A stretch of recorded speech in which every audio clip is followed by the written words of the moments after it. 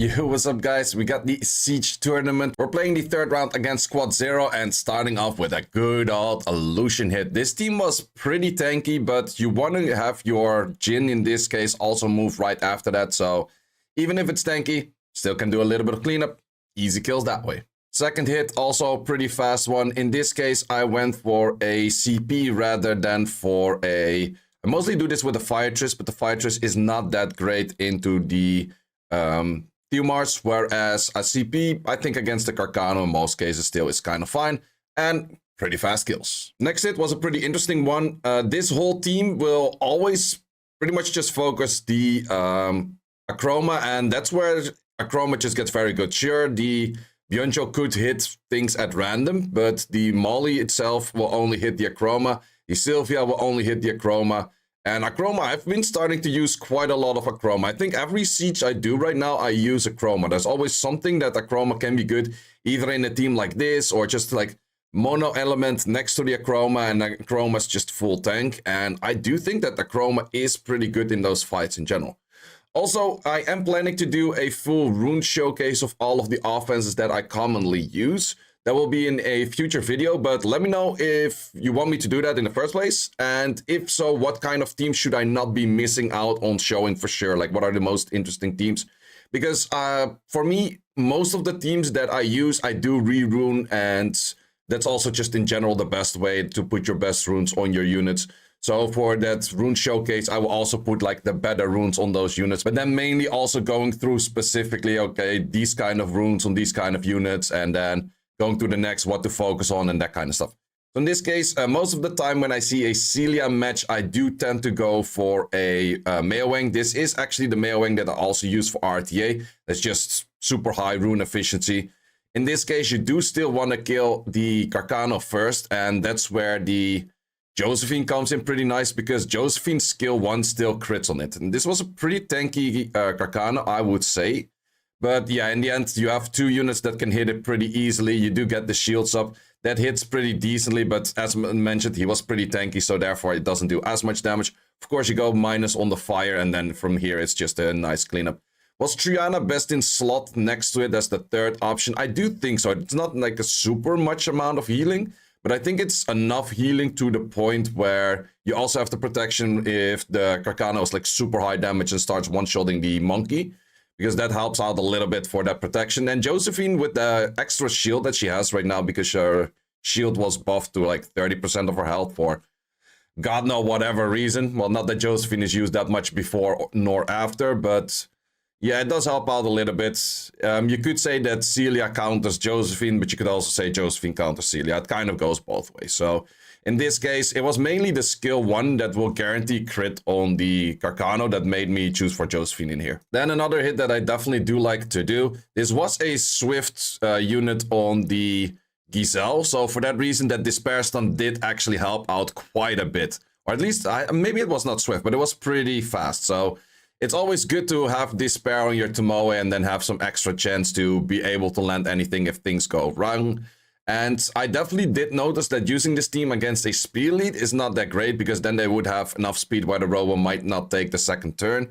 In this case, where it is an HP lead, then it's definitely easy to do. But Mukwang on defense, it's pretty interesting. We haven't seen that too much. Rocking in for my hit number 6. So in this case, a very typical team. We just go for, well, these typical units. We snipe one, and in this case, you could say like, okay, focus the Thessarion, but I think the Thessarion is not going to do too much. Plus, the Thessarion is for sure gonna get the defense if it would stay alive. So I don't expect the Thessarion to be able to 3v1 this. Sure that the Miang is kind of squishy and stuff, but he just needs to do too many hits to actually get through everything. So in most cases, you would just win this 3v1 very easily. Then I hit with a Grogan. I don't do this too often, but the thing is that the 2 units on the left and the right should die even if you miss armor breaks, which was the case, and from there it should be a relatively easy cleanup. So that was also the thing that I was aiming for. Even if I miss armor breaks on everything, I should still win this. Then a hit on another... I actually can build this team 3 times. I do have 3 Adrianas. I don't have 3 Sonias. I did fade my 3rd Sonia, but I do also have the... Water Series. So I could do this team again with Water Series. I do like it a lot more with Sonia though, but Yeah, this team is just very strong. You can't really spam it into everything. It's always dangerous to go this into Byungchul because Byungchul is one of the few units that could 1v3 this. But against this kind of team, absolutely worked out. And then I didn't use my Nefties yet, so using the good old Nefties, yes, I do have 2 Dark Robos. In this case, I sometimes go for a skill 1, because if you go for skill 1, you get the attack buff, and then you can go attack buff on the skill 3, which does provide quite some damage. Especially if I have something coming after, like if a red that's either the pushback or the defreeze or both. And then, as you can see, this is pretty decent damage. So with that damage, it's pretty much already a clear match. Man, we're literally zooming through all of those fights. I didn't do any long ass fight, I guess. And then the final hit did not do the EN yet. I don't know what time this is going to be at, but this might be like the whole siege in like 4 minutes or something like that if I just show the battles. In this case, the thing is, the Theomars can die very easily. And the one that I hit after, I'm not too sure which one I hit after. This is the team that I showcased before. This is by far my strongest team out there. This is able to clear so many things. I think I probably go for the Shazam. That is a little bit more annoying. Sure, the Byungchul will go for the Ian right now, but I can also do this one, which is the threat state. And from there, it's just pretty easy cleanup. You get the slows in there. You just start lapping quite a bunch of times. Gapsu can heal a little bit, but like a 3v1 against 3 units that do decent amount of damage, where I can also still heal and get this skill back. It's just a simple kill, and that is the 10-10 for this siege. So siege against Squad 0 went pretty fast, and then on to the next round against Aftermath EU, which I would say is the toughest opponent we could have. So first match against Aftermath EU, I once again went for the Achroma team that I also used in the previous one. In this case, it was a little bit more tricky because we did have AoE hit, or we did have hits from the Kinky coming in as well. I was like, I can probably protect it enough. But there was still a bit of destroy and stuff going around. So, and we did have the chance that he completely would start hitting the Dom, which was the worst one to hit for me. He did have a decent amount of destroy in there. I didn't put destroy on my units. I think in this case it would have been better if I did actually put destroy on my units, because killing the Duman, definitely not bad. Achroma into Duman, definitely not bad. Would I have used different units into it? Maybe so. So in this case, I was pretty sure that this S1 would actually kill. And even if it would be alive, it wouldn't be too much of an issue. So might as well just start chipping some damage on the other thing. But it did heal other way, so that didn't really help as well. So might as well not have done that. But okay, now just clearing the Duman and then clearing the Dom after. That was the plan of this one. But yeah, these runes, you can definitely see the difference in rune quality as well. Like Aftermath EU has people with very good runes, and then you just see that things just start doing so much more damage. And that really does hurt. So we can provide the silence and the glancing. Glancing doesn't really do anything, but the silence definitely does help. We still have the heal block in there, but yeah, that is of course going to be a kill. So increased cooltime doesn't really help at that moment because we already have the silence in there. If he would have proc there, it would have been really bad. In this case, did not land that, but I did get the additional turn, and then we fight a Kinky. But Kinky does have destroy. I do not have destroy. Kinky can take a lot of turns. I do have both units on violent, but my Achroma is a full tank build against this. Would I do enough damage against the Kinky? I was like, man, this is my first fucking hit in this fucking semi-finals, and it's gonna look like this. Yeah, so I was pretty nervous on this one. I was like, yeah, I think I can still win this, because, well, good old Kinky nerf. Without that Kinky nerf, I would have absolutely lost this, because then he would have healed so much more on those things. But at some point, if he didn't proc heavily, and he didn't get an armor break rotation in, he didn't do as much damage. Like, sure, he could destroy my HP, but he was not healing that much. So slowly but surely, this was a bad hit. Like, I would not recommend to do this again. In hindsight, would absolutely not use this team again. But in the end, slowly but surely, we got there and we did kill that one. So that was a bad start, I would say. Then the next hit, Aftermath EU actually started with all kinds of random defenses out there, which was actually a pretty interesting take. They first did all kinds of random defenses, and then they switched to their original defense. But in this case, what is pretty strong is just adding a full sustain team plus damage from passives against a team that has full non-sustain. So that's the main thing. Jolton is like super high HP on this one. This was like a plus 50k Jolton or something like that. So every time you crit on that Jolton, you pretty much just kill yourself. And then we have the unit on the right for the healing. Did get quite some targeting because of, well, mainly the Robo first hitting it quite a bit, and then... So nothing really focused the Jolton. If they actually started focusing the Jolton, things would have died a lot faster. But yeah, it didn't happen in this case. Did take a little bit longer for that because it also at some point starts stealing a shield that is a pretty nasty shield, of course. And then it just takes a little bit longer. Yanghua's just there for the attack break and a little bit of chip damage as well. So if they started hitting the Jolton, it would have been done a lot faster. But yeah, you can see how massive that shield is. But yeah, in the end, pretty solid offense, I would say. So, yep, just trying to clear things off. That Chilling was doing a decent amount of damage, but if the Chilling hit the Jolton once, he would have killed himself instantly, I think. Didn't happen.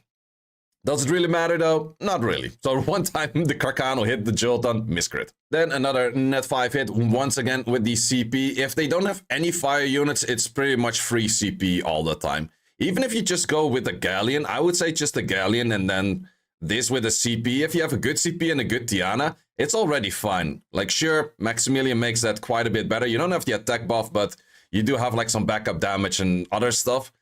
But with a Galleon, I think you could hit this as well. Then my other LD5 that is pretty much used every other siege. Well, no, every siege, just straight up every siege. In this case, I did go for it with a Tiana. Normally, I tend to go for a team with the Dark Robo if I use this. And I was like, okay, yeah, that makes sense why I normally use the Dark Robo, because it's just so much more chip damage than this itself. So in this case, if my Varette started missing a few things like pushbacks and stuff, it would be pretty bad, but they were very tanky. I can definitely say that. They were super tanky. Well, then the third of my LDs that I use in everyone. This is, like I said, my strongest team out there. In this case, I always try to kind of find like, okay, what's the lowest HP target that I can hit without the attack break? So in this case, it was that unit. It was a super tanky Zerath. Or not Zerath, Zeratul. But that was like, okay, it is super tanky, but I still can get away with it because I boost the attack bar over here. In this case, I have damage on wind, so I will hit a 72k on that. That's very hard to protect from. And then I can go for the cleanup there. So there's still quite a lot of damage if you play it right. And then Tian Lang, I don't really see a Tian Lang 3v1ing this because there's just too much chip damage coming in from all three units. I also have additional damage by speed on the Homunculus, and I put the Homunculus on the multi-hit on the S2. So that just adds in quite a bunch of stuff that the Tian Lang can't really do a 3v1. So that's just why this team is super great. In this case, well, I think that only Ian can do that well into Björnjuls. But if you have a different ignored defense unit, you could use this as well.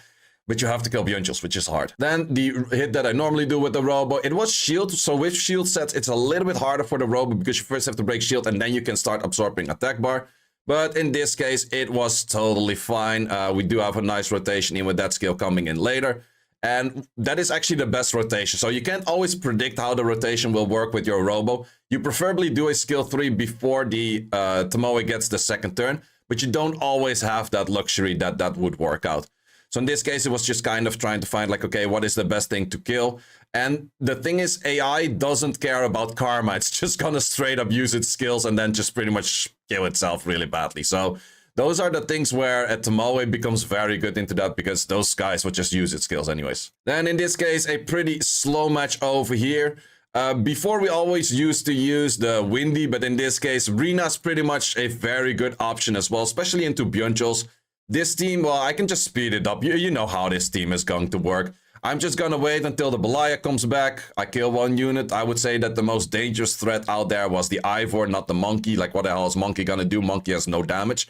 Like, Monkey has negative damage. I think the Monkey would rather heal me than actually put damage on me. These units are looking so lively the whole time. It just takes a long time because you have to get a good rotation in. I also did not put Destroy on the Camilla. I prefer to have Nemesis on the Camilla still. It's a little bit safer. It just takes a little bit longer on those kind of fights. So if I would have to take this tower super fast, I would probably go for Destroy over here.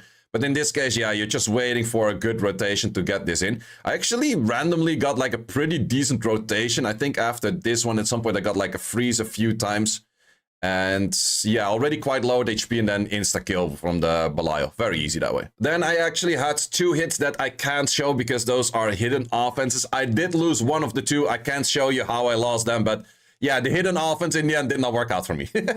So then this was my final hit of the siege. I did miss on that Zeratul, but I knew that that Zeratul was the same Zeratul as before with the super tanky one. So I just knew that if I just dot them, it's totally fine. I was slightly unlucky on missing both the strips from the Nora and the Mugwang. But I was like, okay, even if it goes for the skills later, I know that this one isn't full damage and stuff. And I can just chip it down. And you saw the damage it did. It was just some kind of tank counter, which definitely is a nice option. But the moment that you know it is a tank counter, then, or not a tank counter, a cleave counter, then you can just simply hit something like this. I definitely do like this team a lot. If you make this team, you have to make it pretty darn fast. So if something is like 280 speed, you would have to outspeed that for sure, because you don't want to turn 2 on this team, you'd want to turn 1 on this team. So in the end, I did a 9 out of 10. Not too happy with that result. I did lose the 1 hit that I didn't show. I also did win 1 hit that I didn't show. So could show 8 hits in those. So in the end, we did lose against Aftermath EU. They were simply better that day. We were not really on our A game. We didn't have like the most insane counters this time. We switched counters around a few times and then at some point got a counter that was even worse than the one before. And I was like, that started losing quite a bit. So yeah, that happens. They were definitely better this time. But let's see how that works out next time. I do want to congratulate them on getting into the finals and good luck to them in the finals. Let's see who wins between Aftermath EU and Aftermath Legends. Personally, I did vote for EU. I do think they will win. I did think they were showing very strong results in the siege that we have seen just now. But let's see how they do it on the finals. And for us, we're going to try again next season again. And let's see if they have better rewards and more interesting rewards on that one. Because I still think the pandas look pretty bad. Like they improved the pandas for better looks. But why the hell does a panda skill 2 from Molong and Tianleng hit a single time and then get like 3 hits in? That one is weird, right? But we get Onimusha's next season. Could be interesting. Would that also mean they're going to buff Onimusha's for the next season? We shall see. So guys, thanks a lot for watching for this video. If you want to see that showcase of all of my runes for all of the offenses, let me know in the comments. Also, let me know which team I absolutely should not miss out on putting in those, because I might forget a few teams that I tend to use, but then forget to put the runes in because it's not really a preset of mine. So let me know about those, guys. Thanks a lot for watching, and hope to see you in the next one. Thanks for watching. If you would like to see more guides, join the Discord and check out the content tab, which has the dungeon guide archive and the video guide archive, which contains all of the guides that you need. Hope to see you there.